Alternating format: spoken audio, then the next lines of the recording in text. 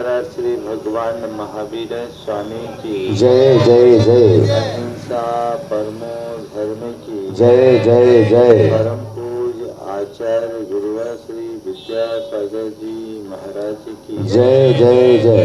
पूज्य मुनिवर श्री प्रमाण सागर जी महाराज की समस्त मुनि संघ की नमस्ते।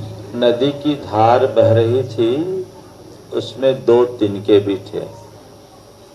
एक तिनका नदी की धार से जूझ रहा था, वह उसके प्रवाह को रोकना चाहता था, और दूसरा तिनका अहोभाव में भरा हुआ था।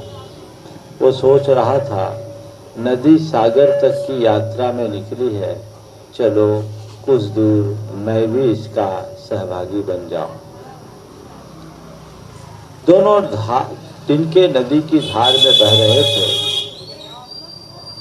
पहला तिनका जो नदी की धारा के साथ बह रहा था,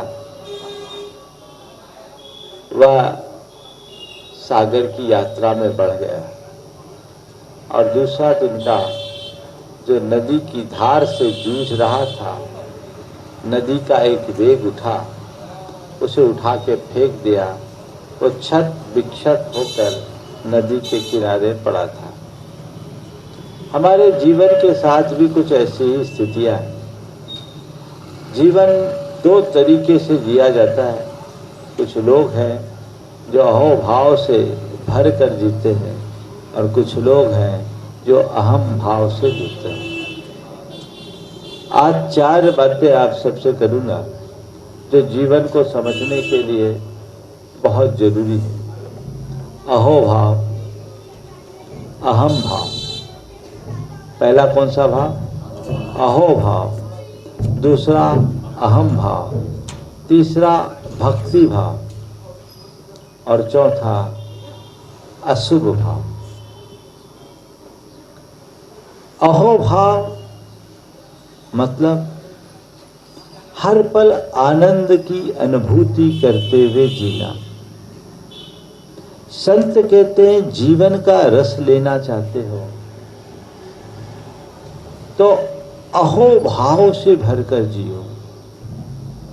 हर पल अपने आप को कृतार्थ, प्रसन्न और खुशियों से भरा हुआ महसूस करो। अपने मन को टटोल करके देखिए, कितनी देर अहोभाव रहता है क्या? जब कभी कोई अच्छा निमित्त मिलता है, थोड़ी देर के लिए अहोभाव आ जाता है, लेकिन देखते ही देखते उस अहोभाव का भी तिरोभाव हो जाता है। क्यों? क्योंकि अहम भाव आ जाता है।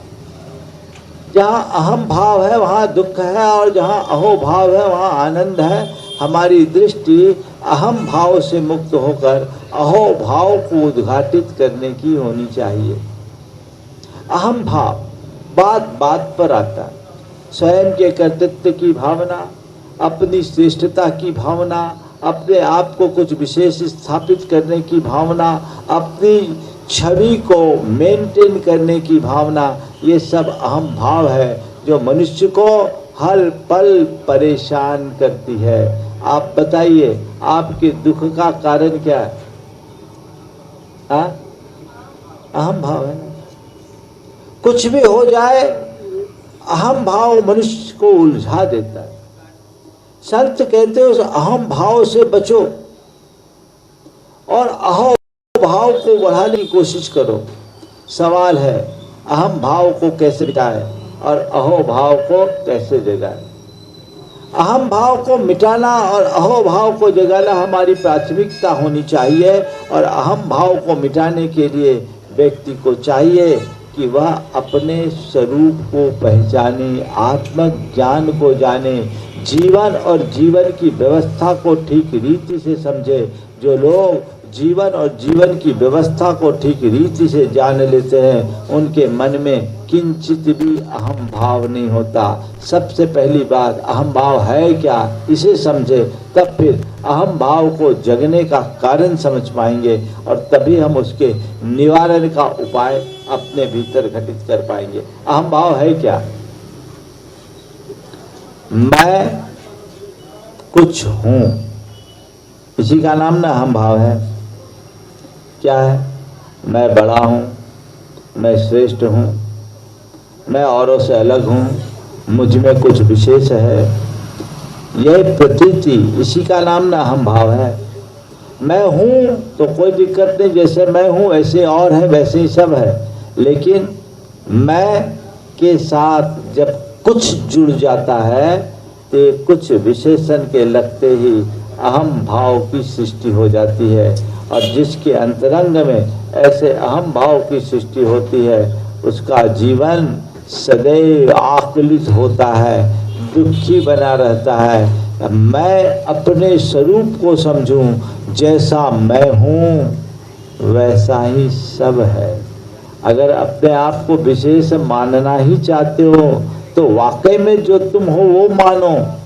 क्या हो? अहम ब्रह्मस्मि, मैं तो शुद्ध आत्मा हूँ, मैं ही ब्रह्म हूँ। पर मनुष्य ब्रह्म को भूलकर भ्रम में जीता है और अपनी काल्पनिक छवि को ही वास्तविक छवि मानने की भूल कर बैठता है और पूरा जीवन उसी काल्पनिक स्वरूप को मेंटेन करने में खपा देता है। क्या है? मैं बड़ा आदमी हूँ, मैं बड़ा ऊंचा हूँ, मैं समाज का मुखिया हूँ, मैं बड़ा अधिकारी हूँ, मेरा अपना बड़ा प्रभाव है, मेरी अपनी बड़ी प्रतिष्ठा है, मेरे पास पर्याप्त वैभव है, मेरे सामने कोई नहीं लगता। ये जितनी भी बातें मनुष्य अपने साथ जोड़ता है ये सब आरोपित है, काल्पनिक है, ये वास्तविक नहीं है। और इनके कारण व्यक्ति इन्हीं को मेंटेन करने में मैं करता है और मैं को बड़ा करने के लिए मेरेपन का विस्तार करता है, जो उसको आकुलित करता है। स्वयं को सबसे अलग स्थापित करने की बुद्धि का नाम ही अहम भाव है। और जहाँ जहाँ ये अहम भाव होता है वहाँ दुख और अशांति आती ही है। इसे एक पल के लिए भी रोका नहीं जा सकता।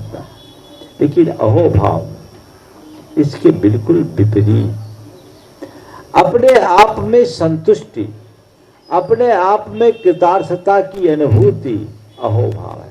प्रसन्नता का अनुभव ये कब होगा? जब अपने सामने किसी दूसरे को खड़ा करोगे तब नहीं होगा, जब अपने सामने केवल अपने आप को रखोगे तब होगा। मनुष्य अपने अहंकार के कारण अपनी तुलना दूसरों से करता है और अपने आप को दूसरों से बेहतर साबित करने की चेष्टा में अपनी पूरी शक्ति लगा देता है। संत कहते हैं तुम्हें अपने आप को किसी से बेहतर साबित करने की कोई जरूरत ही नहीं है। जो तुम हो सो हो, तुम अपने आप में पर्याप्त हो और जैसे तुम हो वैसे ही और है, सब अपने अपने में है। अपने हृदय में संतुष्टि और प्रसन्नता का भाव जगा के रखो। तुम ये जो सोचते हो कि मैं सब कुछ करता हूँ, ये तुम्हारा भ्रम है। तुम करते नहीं, चीजें होती है। संसार की सारी व्यवस्थाएं निमित्त नैमित्तिक संबंधों के साथ जुड़ी हुई है। जहाँ जिसके साथ जैसा होना होता है। हम किसी कार्य के जनक नहीं, एक घटक मात्र हैं जो मिलजुल करके सब काम करते हैं। हम भी उसके एक पूरक हैं। ये अनुभूति जब मन में घटने लगती है तो अहोभाव जगता है। हर पल हमें उसे जगाने की कोशिश करनी चाहिए। और यदि व्यक्ति स्वयं के प्रति सकारात्मक दृष्टि से देखना शुरू कर दे तो उसके हृदय में अहोभाव हर पल विकसित हो सकता है। लेकिन वह अपने प्रति नकारात्मक होता है, चीज़ों के प्रति नकारात्मक होता है, उसे कमियां दिखती है, अभाव दिखता है, अल्पता दिखती है। इस अभाव और अल्पता की अनुभूति करने के कारण उसके हृदय का अहम भाव उसे आकुलित बनाए रखता है और इसी कारण वो दुखी होता है। तो अहोभाव से बचना है, अहोभाव को जगाना है, अहम भाव को मिटाना है। और इस अहोभाव को जगाने के लिए भक्ति भाव एक श्रेष्ठ माध्यम है। भगवान की भक्ति हृदय में जितनी ज़्यादा प्रकट होती है, हमारे अंदर अहोभाव उतना बढ़ता है। आप महसूस करें, जब कभी भी आप भगवान के चरणों में जाते हैं तो क्या घटता है?